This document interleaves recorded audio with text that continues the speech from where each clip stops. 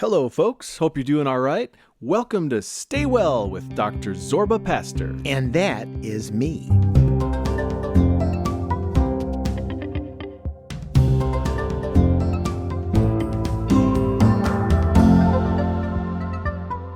I'm Karl Christensen, and I'm sitting across the desk from the one and only Dr. Zorba Pastor. He's a family doc, father of four, and former host of his wildly popular National Public Radio show. Remember that? Zorba, yes, I do. I do, of course. 35 years of public radio definitely is ingrained into my brain. Today, we're going to take a listener phone call. Zorba will answer a listener voicemail about sugar and fatigue, and we'll learn about a heart attack drug that may raise a risk for death. And spoiler alert, we might hear from actor Robert Downey Jr. on that one. We'll get to that in a second. We're also going to talk about corn. That's right, corn. Zorba's going to walk us through his tried and true process of preserving sweet corn so you can keep it tasty all winter long. Absolutely. Stick around for that. The phone number to call anytime if you have a question for the good doc is 608-492-9292. That's 608-492-9292. Or don't forget, you can email us at askdrzorba@gmail.com. All right, but let's get right into it, Zorba. I'm going to kick off our healthy living topic with a voicemail from a Wisconsin listener. My husband took beta blockers for our wedding ceremony because he was afraid he was just going to lose it. But he didn't tell me until after the fact, and then I thought, my husband was on drugs for our wedding, but I suppose it was the best thing for everyone. Thank you. Have a good day. Okay, wait now, Zorba, before you jump into the topic, one more very short clip. This is related. This is Robert Downey Jr., the actor, at last year's Golden Globe Awards, accepting his award. Yeah. I took a beta blocker, so this is going to be a breeze. All right. So we're talking about beta blockers here. By the way, beta blockers are great for stage fright. Stage fright, you've talked about that. They really work well. I've talked about that for years because they basically attenuate the adrenal response. They reduce the pulse. So all of a sudden, if you're on stage and you become a little bit anxious or the adrenaline throws through your body, it reduces that response. And you don't feel like tremulous and you feel really much better. And these have been used for years as a first-line treatment after a heart attack. And a long time. What do you think a long time is? When do you think beta blockers actually were invented? Come on. Ooh, beta blockers invented. I'll tell you when, and we'll see whether or not you were alive or in school. Beta blockers first started coming into use in 1976. I was going to guess the 70s, actually. Good. For real. Good. I was going to guess the 70s. Yeah, I was born in 77. 77. So you see, just before you were born, beta blockers came into use. They've been very, very useful. They've been useful for people after heart attacks. We did it. Lo and behold, the European Heart Journal just had an article that showed they may not be useful in women. Once again, science is sort of ebb and flow. We try to see things the way they are and we make decisions. And right now, pretty much after everyone has a heart attack, we give them a beta blocker. But these particular findings show that women who have a certain left ventricular ejection fraction, that's how much blood comes out of their heart, it shows whether or not they're in heart failure or not, that some women may not benefit from beta blockers, but actually may get worse on beta blockers. And I think it's an important study. It's a study that really means that if you're on a beta blocker, and if you're a woman on a beta blocker, you should ask your doctor whether or not you should be on it or not. That's really what the study showed. It showed basically that women who had a ventricular ejection fraction, once again, how much blood gets out of your heart above 50%, which is normal function, actually was something that they should not be taken. But women who actually has a score below 40%, they should still stay on a beta blocker. So again, science marches on. One of the things we like to do with podcasts, the things that we like to do all the time with our radio show is basically give you new information so that you can go to your doctor and make your decision that works for you. And the best way to get that decision is with good information. And that's what we do every week. If you have a question for the good doc, just call the hotline 608-492-9292. Or email us at askdrzorba@gmail.com. Let's go to one of those phone calls now. Let's try to help out a caller in Door County, Wisconsin. Hi. Hi. Thanks for having me on the show. Oh, sure. Zorba, I've been a faithful listener for many years. Oh, thank you. Appreciate that. Yeah. So my question relates to, I'm 66 years old and generally good health. And I'd say the last 6 months or so, I've been feeling a recurring pain in my upper buttocks, but not down my leg, which I understand is common with the sciatica. Had some X-rays and had a diagnosis that seemed to confirm that it is a sciatica nerve. Right. So I'm just calling to ask you if you have any thoughts or suggestions, whether physical therapy, chiropractic, acupuncture, any of those might help, or anything else. Well, first of all, yeah, you don't, you bring up a good point. You don't have to have anything shooting down the leg to have, sciatic nerve pain. If you ever go to Google and you look up an image of the sciatic nerve, it's a great big nerve that goes on the back of the buttocks. So a couple of questions. What are you sitting on? Sitting on any hard chairs at all? What do you do when you sit? Where do you sit? Well, I'm in my car, I'm on bicycles, I'm in kayaks, so I'm self-employed and mostly retired, so I don't need to be sitting in a firm chair. And when I am working at a computer, there's a nice cushion on the chair. So what you want to do is you really want to make sure you take away some of the pain and pressure on there. So I recommend that you actually look for a donut. They look like a donut. They're either made of foam or you blow them up.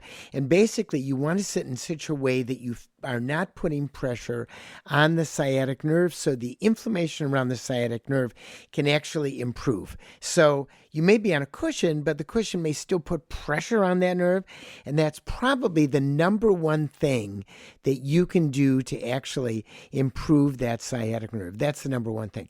Now, things like acupuncture can make a difference, and then using things like Bengay, other things that are on the back may make a difference.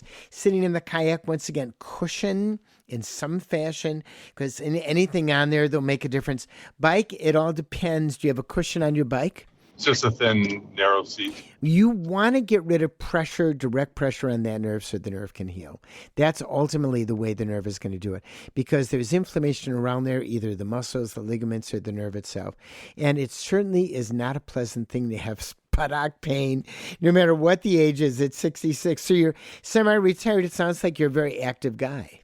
Yeah, I am. So you made a comment about you want the nerve to heal. So can I actually hope that pain will ultimately heal if I take care of it? Yes. I don't need surgery necessarily.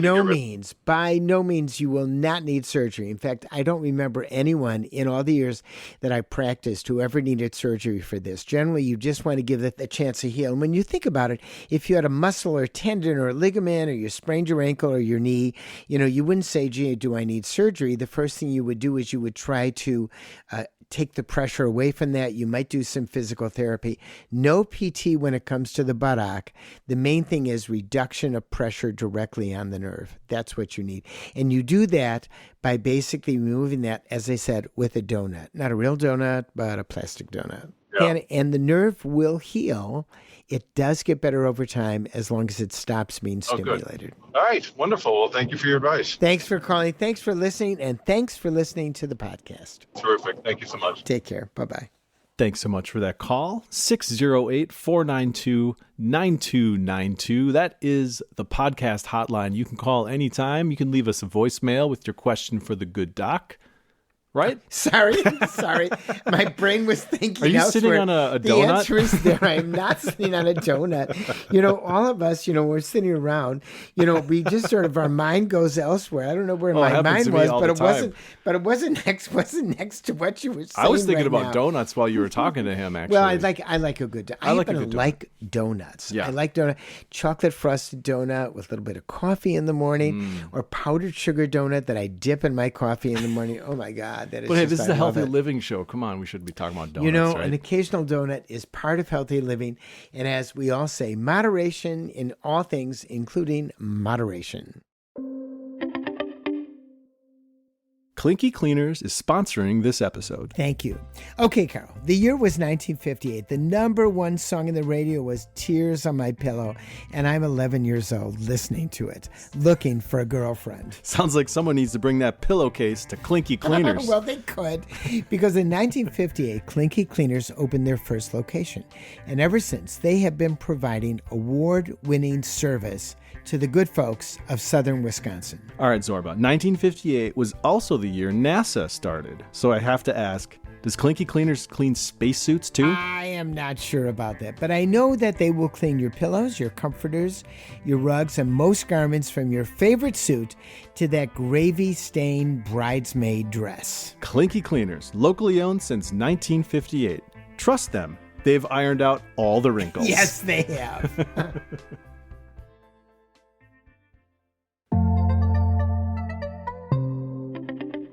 Let's go to a voicemail now. Let's try to help out a listener who called the hotline, 608-492-9292, and left a message. This is a caller from Rockville, Utah. Could you explain how, as we age, we need to handle the sugar issue? I'm concerned that, some of my youthful habits may not carry so well as I age, and I don't want to end up being pre-diabetic or worse. And also, my other question is, I find that I am having a very strong tendency to fall asleep after I eat, and I don't know what that's all about. And is that related to sugar? Well, a few things here. First of all, when we're younger, we metabolize things quicker, among other things, because we're moving around. Sure. I mean, look at a 5-year-old, look at an 8-year-old, look at a 10-year-old, look at a teenager, look at how much they move. Then look at people in their 40s, 50s, 60s, and 70s. They move less and less and less and less. And so one of the reasons we tend to get fatter as we're older is we eat the same number of calories, and so we tend to put on the weight. We tend to also move less, and that's part of the issue. So that's issue number one. That's one of the reasons that it affects us. When we move our muscles, the sugar basically moves into the muscle in order to get that muscle to work. And why do you fall asleep after you eat more? Part of it is really a function of how much you're actually eating. And as you're older, if you eat more, it tends to make you sleepy.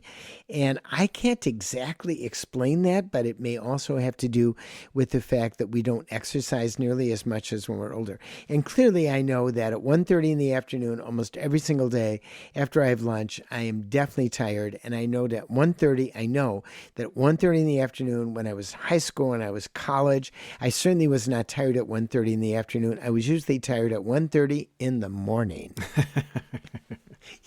You like that, I like didn't that, you? yeah. You thought that I can was relate great. to that. You can relate to that. Yeah. 1:30 in the morning. Yeah. You got it? Yeah, my kids are running around like crazy all the time, so I see what you're talking Well, about. it goes It's right just- into their muscles. So Yeah. the sugar goes into their muscles. Yep. So they don't have the same sugar spike that we have because it goes into their muscles, goes into the bloodstream. Ours goes into the body and has to do something with it, and will often add adipose or fat tissue, and we don't like that. And so we got to eat less when we're older.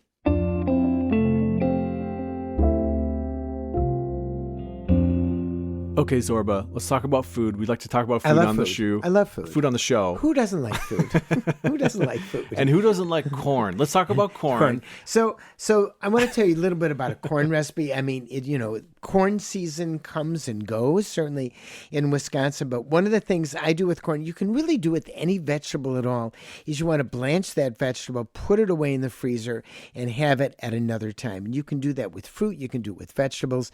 My particular corn recipe, which I'm going to give you right now, write it down. Uh-oh. You may not do it this year, but you may do it next year. It's great. It's 16 cups of corn. 16 cups of corn. Got it. Right, That's a lot of 16 cups. Yeah, that's a lot of cups. Hey, That's a by lot the of way, cob. this corn recipe, That's right. I'm all ears. I'm ready. 16 cups of corn. 16 cups. Half a stick of butter. Got to have some butter on there. 1 tablespoonful of salt. And 2 cups of water. What you do is you heat up the water and the butter and the salt first in the pan. That's nice and hot. Then you put in those 16 cups of corn that you put in another. You don't put in one at a time. You put them in all at one time. You just simmer it up. In other words, get it up to the point where it simmers.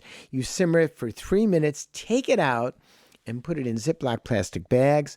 I usually put 2 cups per amount in the bag. Seal the bag, put it in the freezer, and let me tell you something. All winter long, you will love it.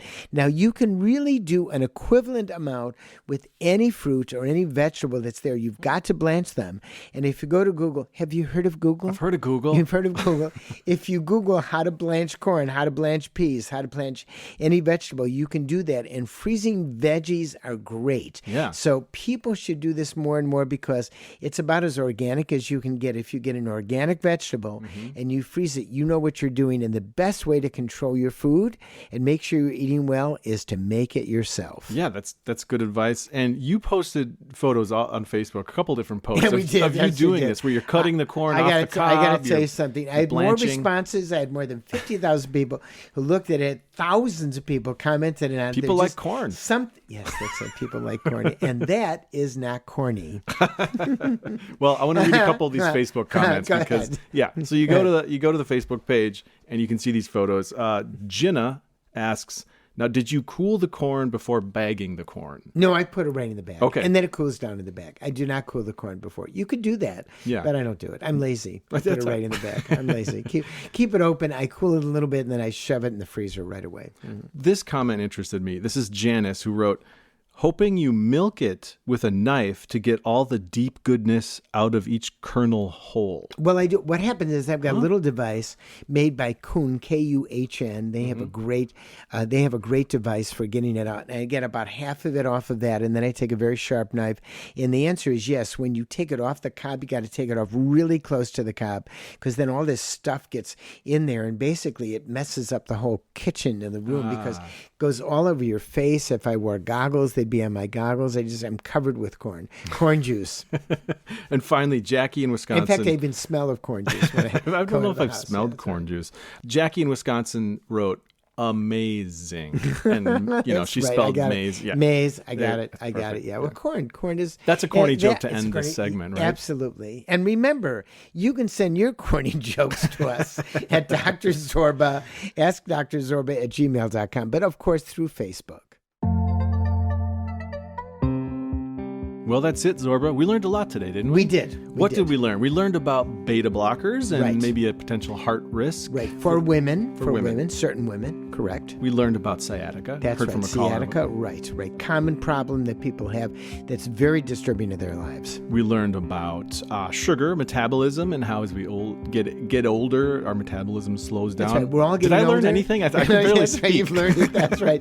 Right. We learned how you can speak. I'm That's slowing exactly down. My it. speaking That's right. is slowing down. I That's feel like. right. And we learned about corn. A lot That's about right. corn and how That's Zorba right. handles corn in the That's winter. right. So, thanks for listening to the podcast. If you have a question for the Good Doc, you can call this number anytime. 608-492-9292. Or email us at askdrzorba@gmail.com. Spell it out, askdrzorba@gmail.com. And of course, comments on Facebook are always welcome. That sounds good. Stay well, Zorba. Stay well.